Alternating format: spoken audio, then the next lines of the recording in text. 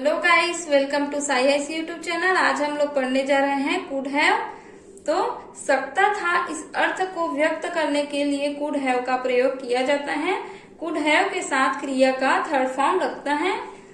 First example क्या हो जाएगा? तुमने मुझे अपनी समस्या क्यों नहीं बताई, मैं तुम्हारी सहायता कर सकता था। तो क्या हो जाएगा? तुमने मुझे अपनी समस्या क्यों नहीं बताई। तो क्या हो जाएगा? इसका पास्ट सिंपल टेंस है ये, तो क्यों है इसलिए वाई आ जाएगा यहाँ पे। तो why did not you tell me your problem, why did not you tell me your problem, मैं तुम्हारी सहायता कर सकता था। यहाँ पे सकता था है तो क्या हो जाएगा? कुड। आई कुड हैव लगेगा यहाँ पे। तो I could have helped you, verb का थर्ड फॉर्म, हेल्प का third form helped. Second example, वह हमारा इंतजार कर सकता था, वह हमारा इंतजार कर सकता था। He could have waited for us। Third है, वह कुछ पैसे उधार दे सकता था। सकता था है तो could have। He could have lent you some money। यहाँ पे lend का क्या हो जाता है? lend मतलब उधार देना और lent मतलब उधार दिया, थर्ड फॉर्म। तो he could have lent you some money, दे सकता था, वह कुछ पैसे उधार दे सकता था। फोर्थ है, उसे वह नौकरी मिल सकती थी लेकिन उसने आवेदन नहीं किया। तो क्या हो जाएगा? उसे वह नौकरी मिल सकती थी, तो could have लगेगा यहाँ पे। he could have got this job but he didn't apply for it, लेकिन उसने आवेदन नहीं किया। पास्ट सिंपल टेंस है इतना, तो क्या हो जाएगा? But he did not apply for it. Past simple tense में डिड का प्रयोग करते हैं और निगेटिव है तो नॉट। फिफ्थ है, मैं क्या कर सकता था, मैं क्या कर सकता था। What could I have done, क्या हो जाएगा? मैं क्या कर सकता था। तो यहाँ पे क्या है? क्या है तो सबसे फर्स्ट में आ जाएगा प्रश्नवाचक शब्द, सबसे फर्स्ट में आ जाएगा। तो what could I have done, ये में क्या हो जाएगा? कुड हैव, दोनों सामने में आ जाता। तो ऐसा नहीं ले सकते, एक नियम है कि कर्ता के पहले एक ही वर्ड आना चाहिए, एक ही हेल्पिंग वर्ड आना चाहिए, दो नहीं हो सकता। तो एक वर्ड को क्या है, कर्ता के जस्ट बाद लिख देना होता है। तो क्या हो जाएगा? What could I have done. उसके बाद नेक्स्ट है, किया हुआ नहीं हो सकता या करना मुमकिन ही नहीं है, ऐसा व्यक्त करने के लिए, ऐसा अर्थ व्यक्त करने के लिए कांट हैव अथवा कुडंट हैव का यूज किया जाता है। किया हुआ नहीं हो सकता या करना मुमकिन ही नहीं है। तो फर्स्ट एग्जाम्पल, उसने यह खुद किया हुआ नहीं हो सकता, उसने यह खुद किया हुआ नहीं हो सकता। तो क्या हो जाएगा? He could not have done this himself, he could not have done this himself. Second example है, राम ने कहा, मुझे लगता है वह बस से गया है। श्याम, वह बस से जाना मुमकिन नहीं है, उसका बस से जाना मुमकिन नहीं है, आज बसों की हड़ताल है।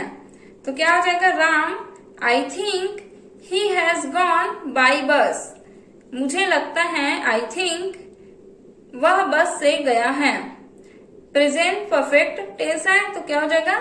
ही हैज गॉन बाई बस। तो श्याम का हो जाएगा, वह या उसका बस से जाना मुमकिन नहीं है, आज बसों की हड़ताल है। No he can't have gone by bus, buses are on street today. Can't have आया क्योंकि यहाँ पे करना मुमकिन नहीं है ये बताया जा रहा है, तो कांट हैव या कुडंट हैव का प्रयोग करते हैं। थर्ड है, उसका उस महंगे पेन को खरीदना मुमकिन ही नहीं है, उसने उसे चुराया ही होगा। तो क्या हो जाएगा? ही can't have bought that expensive pen, he must have stolen it. यहाँ पे भी can't have का प्रयोग किया गया है। नेक्स्ट है fourth, will be able to का use. will be able to का यूज कहाँ पे करते हैं?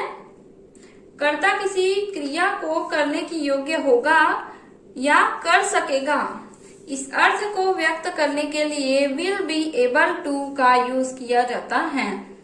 will be able to के साथ क्रिया का पहला रूप लगता है।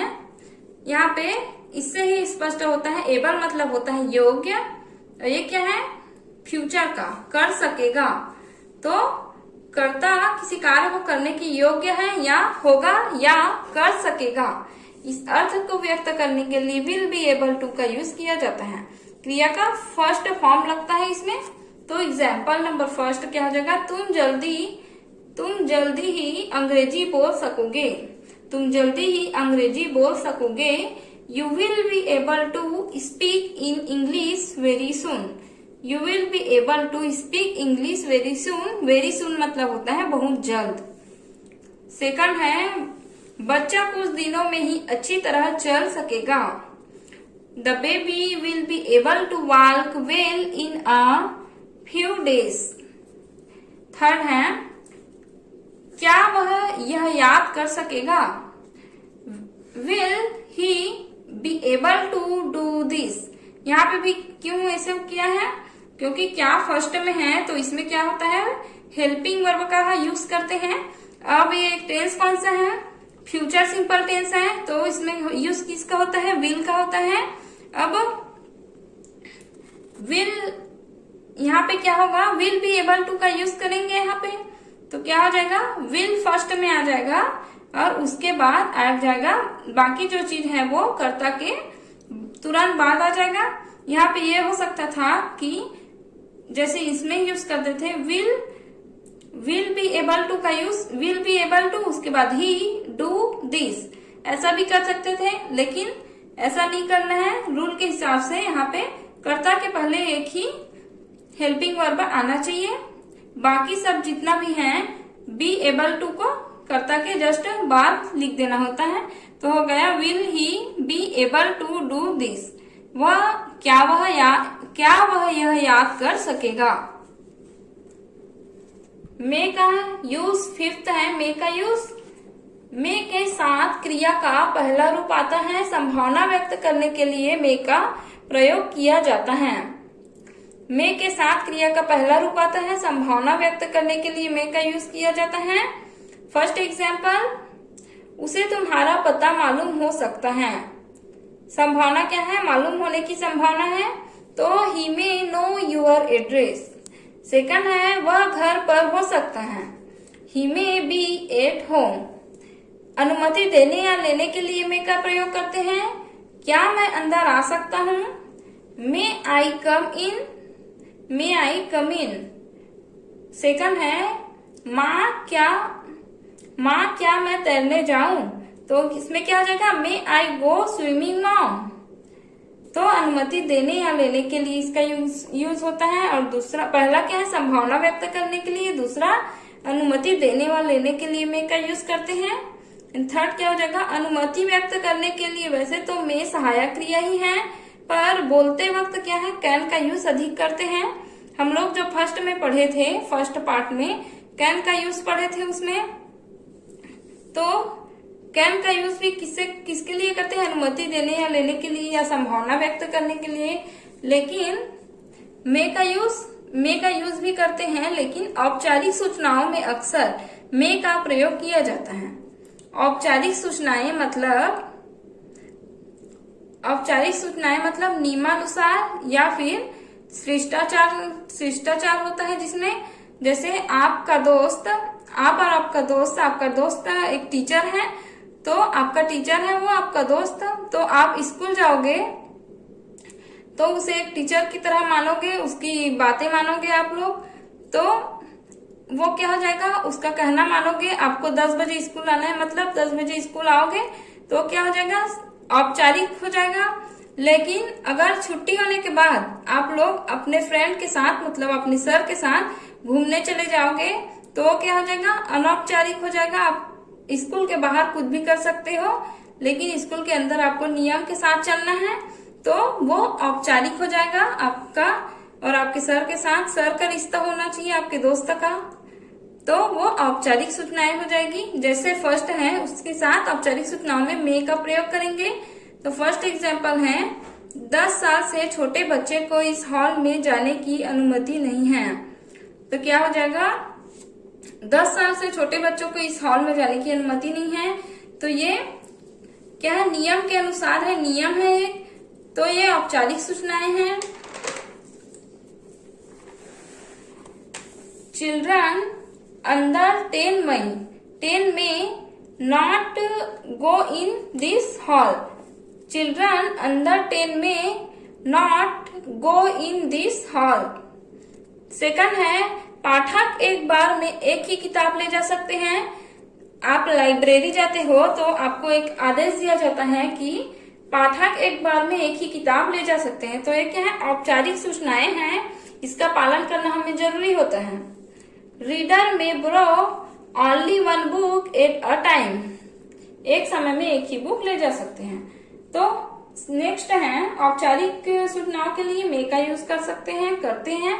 और सेकंड है, उसके बाद इच्छा व्यक्त करने के लिए इसका यूज किया जाता है।